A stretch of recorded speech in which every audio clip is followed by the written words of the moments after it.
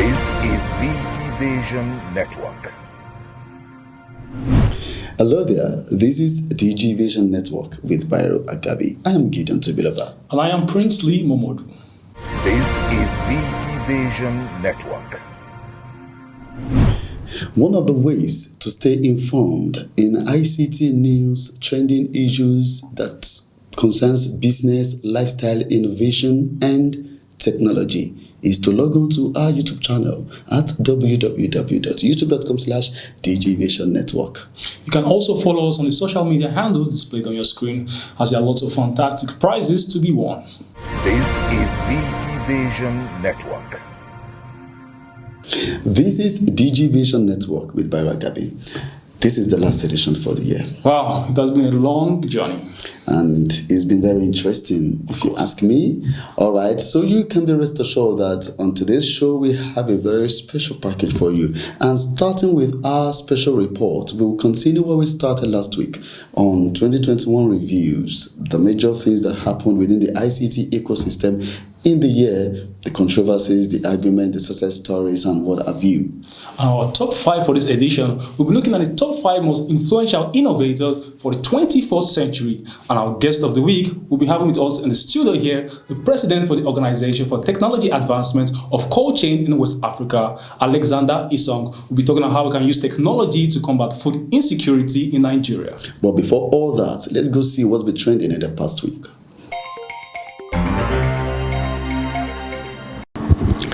TikTok overthrows Google as most popular domain for 2021. Having held the #1 spot for 10 most popular domains for several months, Google has now been dethroned by TikTok.com, taking over the first position. TikTok took a great leap from #7 position towards the end of 2020 to #1 position at the end of 2021. Here is a list of most popular domains for 2021. Nigerian government to replace national identity number slip with digital token by January 2022. Professor Isa Ali Pantami, Minister of Communications and Digital Economy, made this known as a stakeholders workshop on the NIN tokenization solution organized by the National Identity Management Commission in Abuja. The minister said the government's adoption of the solution is to ensure privacy of personal identifiable information of individuals during verification transaction and to reduce incidents of illegal retrieval, usage, transfer, and storage of NIN. The National Identity Management Commission said with the download of the NIN app from Play Store or Apple Store, which provides a digital ID, the ID card is no longer needed. You're still watching DG Vision Network with Byro Agabi. Next to come is our special report. We want to continue from where we stopped last week on the major things that happened this year. This is a very interesting and challenging one, if you ask me, talking about the launching of the 5G, which, had a lot of views, different views. When the year started, 5G was, there was a lot of dispute about 5G being the cause of COVID-19. So I can't imagine how, of course, so I can't imagine how the NCC will have felt. This is a big hold on their realization of 5G in Nigeria.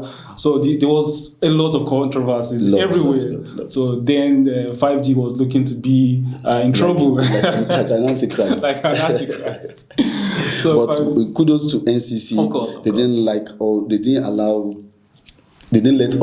things get in the way. They had to do a lot of sensitization, trials, to prove that no, this thing doesn't have all those kind of things. It is just a misconception, and it came true. It came true. So a lot of things that happen like that in the year. So let's go see the report on the 2021 review. We can't talk on the ban of cryptocurrency without talking about an interesting innovation by the CBN in the year 2021, and that's the e-Naira, CBN's digital currency. Following restrictions placed on cryptocurrency in the country, the CBN left many scratching their heads when it announced in June its plans to launch its own digital currency at the end of the year called e-Naira. This led many Nigerians to question the difference between cryptocurrency and e-Naira. E-Naira is not the same as the other cryptocurrencies that we have, like Bitcoin and the rest. It is quite different. Okay? E-Naira is just like your regular Naira notes. The only difference is that it is in digital format now, but it carries the same information, the same data, the same value as your Naira notes. After a delayed launch, October 25th finally saw the launch of the e-Naira, and so far the initiative of e-Naira has gathered mixed reactions from Nigerians. 5G. It turned out not only people and businesses were affected by the COVID-19 pandemic in 2020, but also technology, and 5G was one of such victims. The deployment of 5G suffered several roadblocks on the basis of wide claim that the rampaging coronavirus pandemic had roots in radiations emitting from 5G facilities like base stations and masts. This, of course, sent wrong signals to countries that have deployed the revolutionary technology and those striving to do so, case in point, Nigeria. This led NCC to embark on key initiatives aimed at ensuring that standards are maintained in the country and that attention is paid to the health of Nigerians, debunking links to 5G and COVID-19. The communication signals coming out of antennas that transmit communication signals containing messages, voice, data, content, is that those signals are not harmful to Nigerians, that they are not going to have any adverse health effect on the citizens of this country. We take precaution, even at that, with this assurance. We always monitor the level of signals from all technologies, 2G, 3G, 4G, preparatory to commercialization. Following a series of pre-trial rollout exercises, the Federal Executive Council on the 8th of September 2021 approved the national policy on fifth-generation network in Nigeria with the aim of catering for the country's digital economy. On the 13th of December 2021, saw two telecoms companies emerge winners of the 5G spectrum auction. Now Nigerians can get ready to reap the benefits and opportunities that have come with 5G. But 5G is important, 5G is needed. In countries where it has been fully rolled out, people are getting the benefits. We can't have a fully digital economy without 5G. We can't have Internet of Things without 5G. People always look at it from the standpoint of data speed. No, 5G, yes, you're going to get higher data throughput coming to you as a subscriber, especially if you have a 5G enabled phone. But you can also get that through some other channels that is not 5G today. So the bigger issue is the services that will run on 5G. One word that has been associated with the year 2021 is new normal, and no trend describes new normal better than remote working. As the virus begins to spread at exponential rates, a global poll performed by Gartner Inc. indicated 88% of corporate organizations throughout the world made or encouraged their workers to work remotely. Furthermore, 97% of organizations promptly canceled nearly all work-related travel. Organizations are beginning to realize that physically being at the office full-time isn't necessarily to produce great results. According to FlexJob's 10th annual survey, 24% of workers say the ability to work from home is so important to them they are willing to take 10 to 20% pay cuts to work remotely, and 21% would give up some vacation time. Statistics also reveal that employees who work remotely save 51 minutes each day on the average, and businesses can save approximately $11,000 per year for each employee who work remotely half of the time. And then the bigger lessons was learned that we would no longer return to doing business as usual.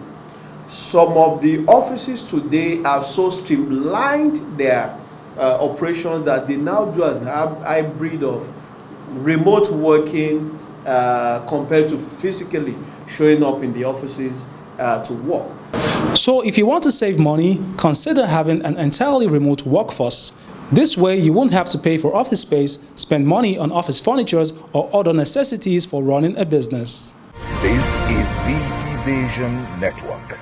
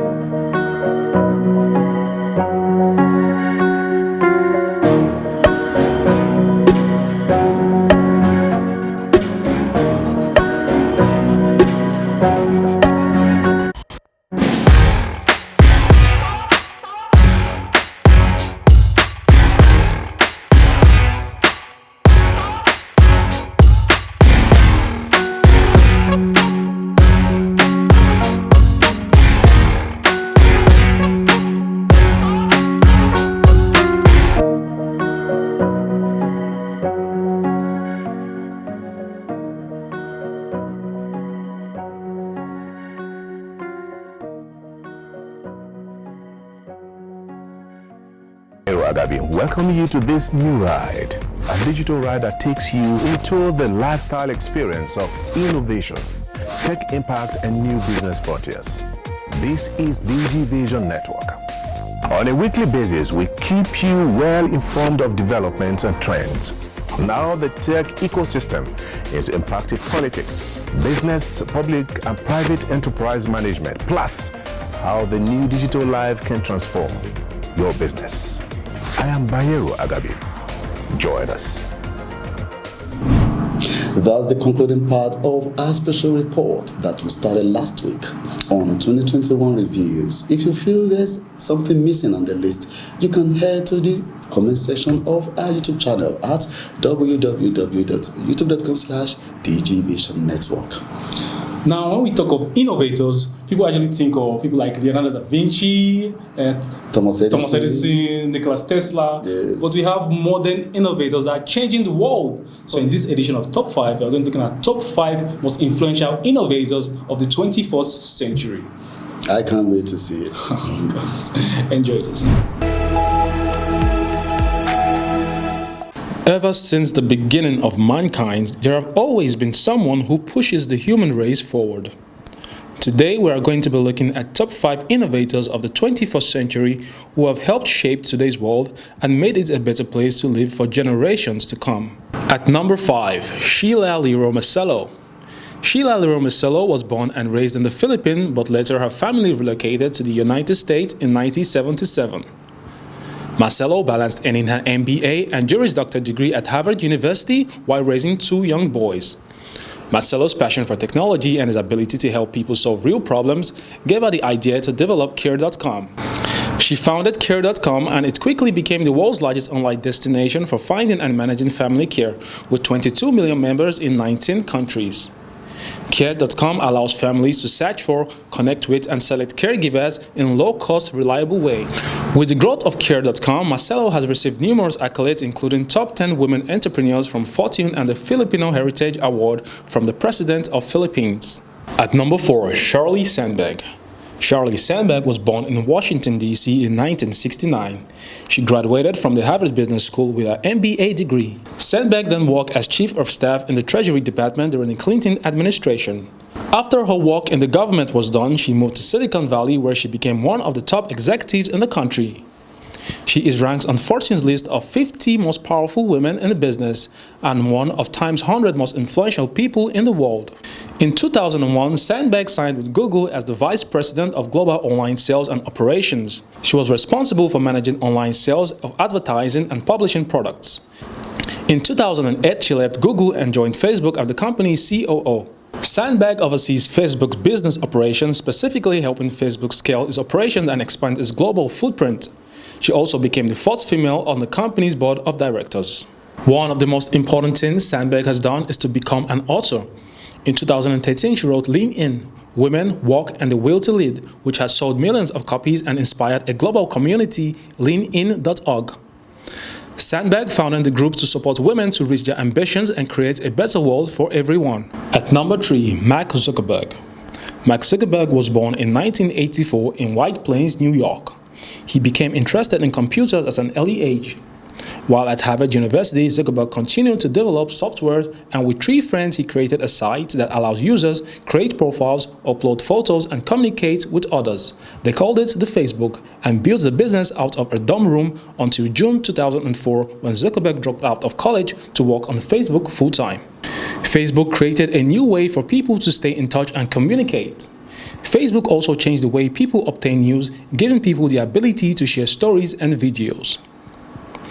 Facebook has created a whole generation that find all their sources of news and entertainment online. While Facebook has continued to change the way people interact with others and get their news, Mark Zuckerberg started giving his millions to several philanthropic causes. In September 2016, he and his wife announced they would invest at least $3 billion into scientific research to help cure, prevent, and manage all diseases. At number 2, Steve Jobs. Steve Jobs was born in San Francisco, California in 1955. He and his adopted father worked on electronics in the family garage, a hobby that would later help him launch Apple Computer with co-founder Steve Wozniak in 1976. Jobs and Wozniak were one of few people in the world credited for revolutionizing the personal computer industry. As CEO of Apple, he created an empire and brand that consumers crave. As CEO of Apple, he has created an empire and brand that consumers crave. Apple has introduced revolutionary product that has dictated the evolution of modern technology. After the first generation of iPod was released in 2001, Jobs realized there was a need for a legal way to download music, and iTunes was born. iTunes Store was an instant success, selling 1 million songs in its first week, and has since reshaped the entire music industry. After releases of iPhone and iPad, Apple ushered in Apple Store, which created new era for mobile software, and iCloud, which allows users synchronize their email, documents, and media across all platforms. Even though Steve Jobs died of pancreatic cancer in 2011, his legacy lives on in Apple brand and their products. And number one on the list is Elon Musk. Elon Musk was born in South Africa in 1971. He spent his childhood there and developed an interest in computers. He taught himself how to program and made his first software cell at the age of 12. Since then, Elon Musk has developed several companies and is working on ways to change transportation on Earth and in space. He's most famously known for his companies SpaceX and Tesla Motors. SpaceX was founded with the intention of building spacecraft for commercial space travel. In 2012, SpaceX launched spacecraft Dragon. It is attached to international space stations, exchange cargo payloads, and returns safely to Earth. SpaceX is currently developing the world's most powerful rocket, as well as working to one of its key goals, developing reusable rockets. This will transform space exploration by delivering highly reliable vehicles at a radically reduced cost. Tesla Motors is dedicated to producing fully automated electric cars for the future. Elon Musk's futuristic approach and innovations has made him the richest man on Earth. So there you have it. That's the list for the most influential innovators of the 21st century.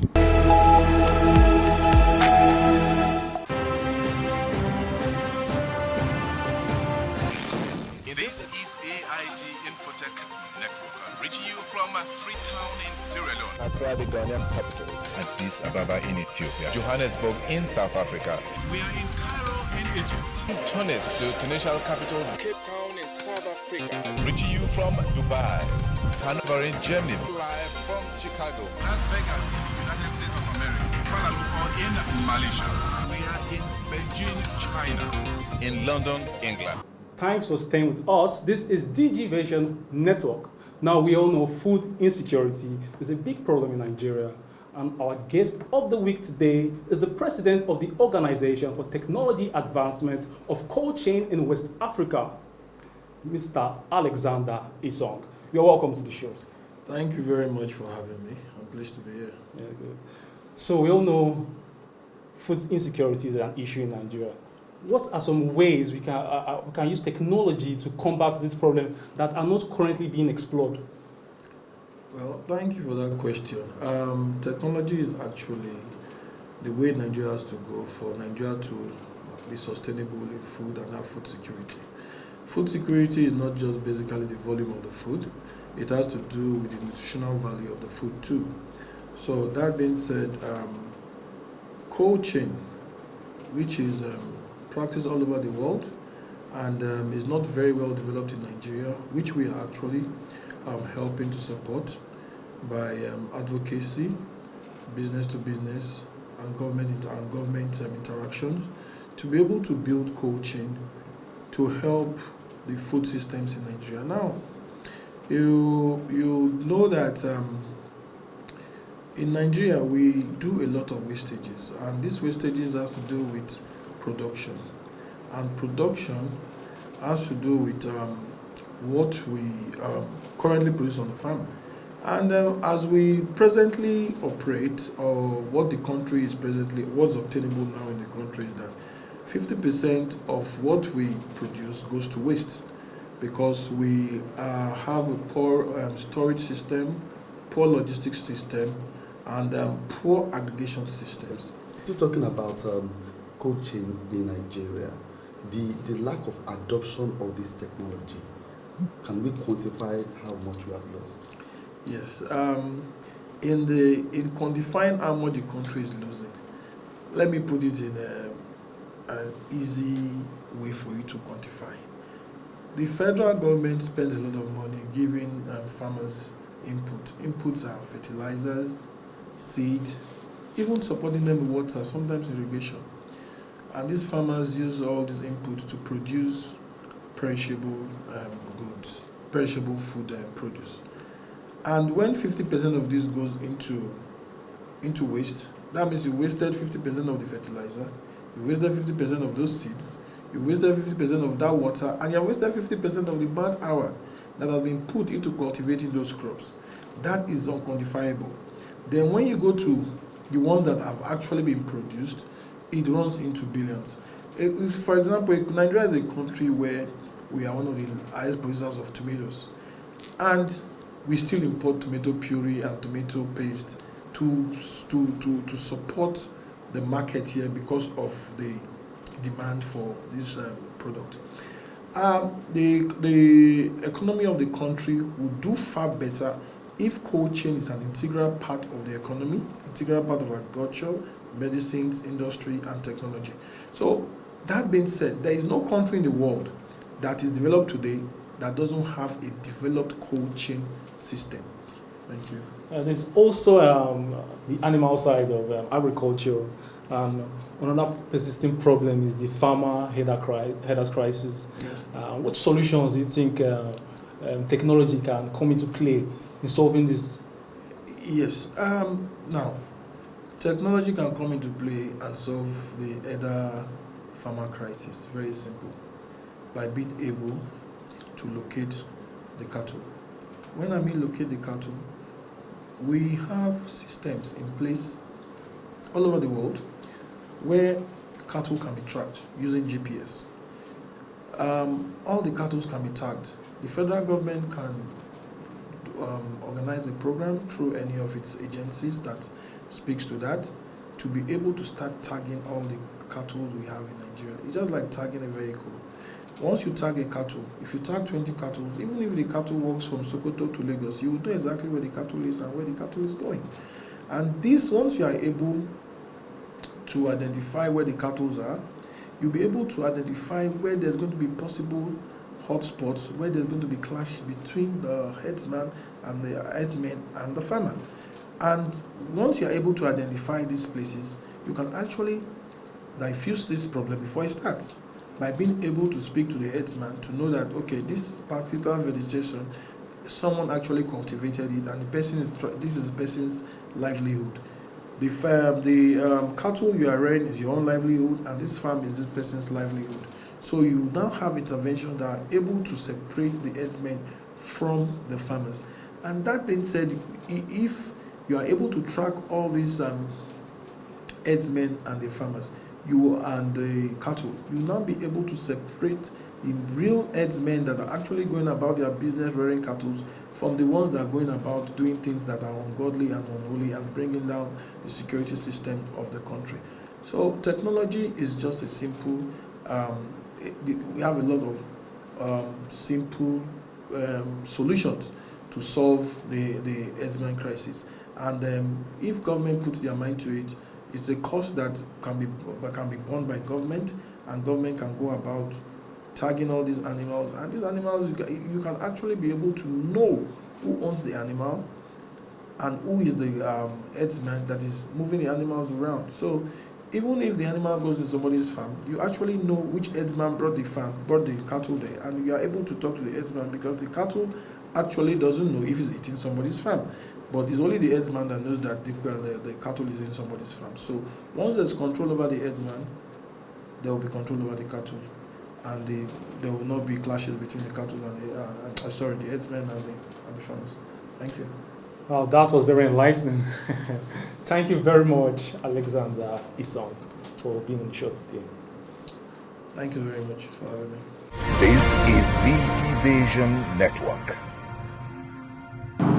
So that's the show for the week. You can join us on our YouTube channel at www.youtube.com/DGVisionNetwork or our website at www.dgvisionnetwork.com, or better still, follow us on all our social media handles displayed on the screen. Until next week when we come back here in the new year.